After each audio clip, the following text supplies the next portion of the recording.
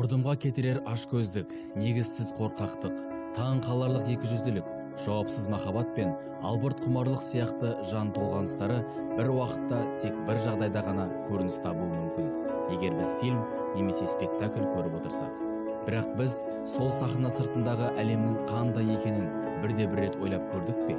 Көрерменнің қиялын оятып, жан дүниесін тербелтетін түрлі кейіптерге кім және қалай енеді? Биыл Ілияс Жансүгіровтің туылғанына 120 жыл. Ақын әрі қоғам қайраткерінің құрметіне салынған ескерткіштерді Алматы қаласынан және де біз келіп жеткен Талдықорған қаласынан ғана кездестіруге болады. Соңғысы ол кісінің туып өскен жері болып саналады. Жансүгіров жайында мәліметтерді кітаптардан, бұқаралық ақпарат құралдарынан және де деректі фильмдерден кездестіруге болады. Алайда ол кісінің өмірбаянын толықтай баяндайтын театрлық қойылымдар әлі болмаған. Ол оқулықтың орнын жабу мақсатында Талдықорған қаласындағы Бекен Римова атындағы драма театры көрермендерге жаңа қойылымдарын ұсынбақ. Ендеше сол дайындыққа мені де шақырды, іске сәт. Бекен Римова атындағы драма театр шаңырағының астында 18-19 ғасырлардан бастау алатын оқиғалар желісі бойынша қызу дайындық жүріп жатыр. Әртістер өз бойына бейтаныс заманды сіңдіре отырып, көрерменге сол әлемнің тылсымын ұқтыруға тырысуда. Оқиғалар таңдау барысында қиыншылықтар болды ма? Әрине, бізге ең басы Ілиясты жай ғана көрсету емес, оның өмірін толыққанды бізге жеткізу. Яғни оның өмірге келгеннен бастап, мысалы, молықпай атын қойғаны, анасы көкіштің 3 күн қиналғаны, содан бастап оның анасының 4 жаста қайтыс болғаны, әкесінің маман мектебіне апарғаны, одан оның бірінші жазушылар одағының төрағасы болғаны, одан тұтқындалғаны, одан қайтыс болғаны, соның ішінде махаббаты да бар, мысалы, Фатима деген махаббаты бар, Айтолқын деген махаббаты бар. Осындай бір өмірін толыққанды жеткізу бізге әрине оңайға соққан жоқ, өйткені жан-жақты қамтуға тырыстық. Ілияс Жансүгіров қазақ әдебиетінің классигі, атақты ақын. 1894 жылы дүниеге келіп, 1938 жылы өмірден өтті. Тағдырдың берген қысқа ғана ғұмырында ақын каллиграфиялық орындаудағы шығарма секілді өмір жасап үлгерді. Және Назым Өтеулинова академик Иманғазиевпен бірге сол өмірді оқуға тәуекел етті. Назым ханым, жалпы сіз бұл шығарманың қосымша авторысыз. Пьесамен жұмыс жасау барысында қандай қиыншылықтар болды? Қиындықтар болды, өйткені біз Ілияс жайлы шығарма іздегенде, Ілияс бізде дүлдүл ақын, Жетісудың тумасы, пьеса іздеген өте жоқ болды Ілияс жайлы мәліметтер. Сондықтан біз екі автор қосылып, бір дүние шығаруға тырыстық. Бұның өзі бір үлкен жұмыс болды, ізденіс болды, хаттарын, көптеген естеліктерін жинай отырып, осындай бір Ілияс деген жақсы бір пьесаны дүниеге алып келдік. Енді актерларды таңдау, сахнадағы іс-әрекеттерді ойластыру, өйткені мен режиссер болғандықтан, оның өзінің басы, ортасы, аяғы қақтығысы болу керек, соны ескере отырып, жазудың өзі оңайға соққан жоқ. Жансүгіровтің шығармашылық өмірінің баспалдағымен жоғары көтерілген сайын авторлар бірнеше рет аялдады. Себебі ақынды қоршаған тұлғалар мен оқиғалар арасынан бастыларын табу және желі үшін маңыздыларын таңдап алу қиындыққа соқты. Сценарийдің соңғы үлгісінде Ілияс Жансүгіровтің әртүрлі жастағы бейнесі көрініс табады. Сахна төрінде оның дүние есігін ашқан сәтінен бастап, бірегей тұлға ретінде қалыптасқан кезеңдері көрсетіледі. Мен біріншіден Ілиястың сол балалық кезінен бастаймын, кішкентай кезінен. Ол енді кішкентай кезінен бір айтады ғой, мыңнан бір туатын бала деп. Сол деп есептеймін, өйткені ол кішкентай кезінен бастап білсем, үйренсем, оқысам, осы ең алғашқы қолына жаңа Абайдың өлеңдерін алып оқып, бұл Абай кім болған, Абай осындай. Айта кету керек, Талдықорғандық театр сахнасындағы Жансүгіров рөлін Еркебұлан Айдынбаев пен Абай Нұғыманов орындауда. Таңдау барысында қиыншылықтары болған жоқ, өйткені бұл актермен мен өзім айтып отырмын ғой, келген кезде жұмыс істедім, көрдім, мен шығарманы алмас бұрын біз бірінші актерларды ойлаймыз, кімге береміз, қалай береміз, таба аламыз ба ондай актер. Өйткені сенің егер де басты кейіпкерің болмаса, онда актердің, айтады ғой, жалпы режиссердің ең бастысы жақсы драматургиясы, одан кейін актерім жоқ болса, онда менің қойымның түкте бір қызығы болмайды, мәнінде болмайды. Сондықтан мен әрине, былайша айтқанда, орысша айтқанда ставка дейді ғой, мен өзімнің тапқан актерларым бірі келет түр әлпеті де, тек қана түр әлпеті емес, жан дүниесі, ізденістері, соған мен қарап таңдадым.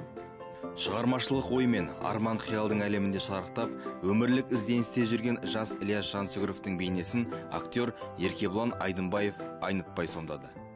Иә, көбінесе мен Ілиястың суретіне қарап, мен Ілиясқа ұқсатады көп адамдар. Менің өзім өмірде осылай шашым осылай. Енді бір 3-4 жылдай болды өсіп жүргеніме. Бірақ мен өзімде басында мән бермейтін. Осы театрдағылар, көп көрген адамдар, ол сурет дейді. Ол жаңа атасы. Мен дөң мұрынды, менің мұрынды өзі соған келеді. Жаңа қырынан қараған кезде шаш үлгісі бәрі сондайға келеді. Енді мен өмірде осылай жүрем, енді бір не бойынша, спектакль бойынша деген нәрсе емес. Өмірде осылаймын, енді сахнаға да осылай шығам деген ниеттемін. Сахна төріне Ілияс Жансүгіровтің егде жастағы шағын сомдаушы Абай Нұғманов шыққанда қойылымның драматургиясы және атмосферасы өзгеріске ұшырайды. Қойылымның романтикалық мәнді үйлесімі жаймен үрейге ұласады. Сол уақытта Жансүгіровтің өмір ағымында және Ілияс спектаклінің желісінде жаңа тағы бір кейіпкер пайда болады. Ол Фатима Ғабитова. Оның есімі отан тарихындағы Біләл Сүлеев, Ілияс Жансүгіров және Мұхтар Әуезов сияқты қазақ мәдениетінің беделді өкілдерінің есімдерімен мәңгілікке қатар қалды. Фатиманың өмірі махаббат пен амалсыздықтан тұрады. Ол өмірінде менің білуімше 3 рет тұрмыста болған. Жалпы Жансүгіров екеуі не байланыстырды және оған деген оны не ұстап тұрды соншалықты? Біз енді бұл рөлді, Фатиманың рөлін бергеннен бері мен ізденіс үстіндеміз әлі. Біз оқып, естеліктерінен оқып білгеніміз, Фатима осы Ілияс Жансүгіровті екеуінің арасында үлкен махаббат болған. Менің өзімнің алғаным, енді өзім осы образыма байланысты алғаным, мен екеуінің арасында махаббат көбірек болған сияқты деп ойлаймын. Өйткені жаңа жылайтын... Иә, екеуінің қимастық, сонан кейін бір өлеңінде Фатима, сенің ақталып шыққаныңды 18 жыл күттім дейді. Соған қарағанда бұл Фатима ол кісіні өте қатты жақсы көрген, екеуінің арасында махаббат жақсы болған деп ойлаймын, сүйіспеншілік нелері. 1937 жылы Ілияс Жансүгіров саяси репрессияның құрбаны болды. Жалған шағымның әсерінен қамауға алынды. Фатима Ғабитованың отбасы қудалауға ұшырап, олардың достары, тіпті кейбір туыстары да теріс айналды. Қойылым барысында сіздің ойыңызша ең максималды эмоцияға ие оқиға бар ма? Бар, ол мысалы Ілиястың үйге келіп, Фатиманың жаңаға жерде жатып, НКВД-ның келіп тұтқындаған кезі. Мысалы, сол кезде Фатиманың көз алдында ұрып жіберуі, оның құлауы, сол кезде толғақтың аяғасының пайда болуы, осы жерде бір шарықтау шегі бар. Одан кейін Ілиястың дүниеге келуі, анасының 3 күн босана алмай жаңа қиналғаны, толғатқаны, одан кейін молықпайдан келіп қобыз ойнап өзінің мына бақсылығымен көрсеткен кезде дүниеге Ілиястың келген осы жерде бізде әрине эмоциональды сондай актерлардың көріністері бар. Осы уақытта сахна сыртында да қызу дайындықтар жүргізілуде. Студиялар мен театр шеберханасында декорацияларды жасау жұмыстары толастамады. Чувствовали, наверное, какую-то некую условность, да? Она как раз вот... Сіздер мүмкін бір жағдайды сезінген боларсыздар. Ол менімен және біздің режиссерімізбен барлық қойылымды қажетті заттармен толтырмау мақсатында таңдалған болатын. Біз неғұрлым көп назар басты кейіпкер Ілияста болғанын қаладық. На самого героя, на Ильяса. Ондаған костюмдердің үлгілері сол уақыттың тынысын толықтай жеткізу үшін суретшілер кеңесінде іріктеледі. Никогда нельзя чисто исторический костюм переносить на сцену. Все-таки у нас... Ешқашан сахнаға таза тарихи костюмді алып шығуға болмайды. Себебі бұл бізде шығармашылық қой.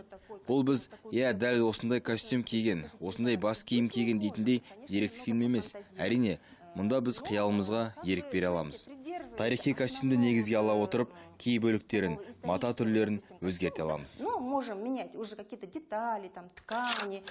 Кішкентай ғана сахна макетінің ішінде тарихи оқиғаларға толы Ілияс қойылымы Талдықорған қаласындағы Бекен Римова атындағы драма театрының жаңа маусымының тұсауын кесетін болады.